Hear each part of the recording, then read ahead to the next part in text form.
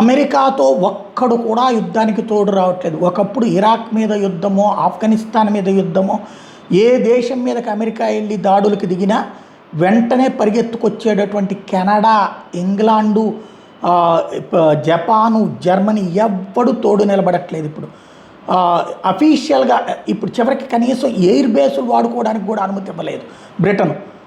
చివరికి ఆయిల్ ఫ్యూలింగ్కి మాత్రమే అనుమతి ఇచ్చిన పరిస్థితులు చూస్తున్నాం.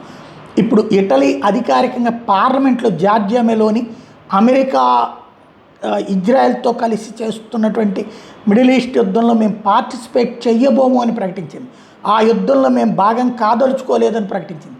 తద్వారా మొట్టమొదటిసారి అమెరికా చరిత్రలో, యుద్ధ చరిత్రలో ఒంటరి పోరాటం అనకూడదేమో, ఒకే ఒక్క తోడుతో పోరాటం చేస్తున్నటువంటి తొలి సందర్భం. గల్ఫ్ దేశాలు కూడా అమెరికాకి సహకరించట్లేదన్నది ఇక్కడ గుర్తుపెట్టుకోవాల్సినటువంటి నిజం.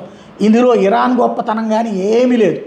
అమెరికా తెలివి తక్కువతనం, అమెరికా క్రమంగా ఒంటరైనటువంటి తనమే ఇక్కడ మెయిన్.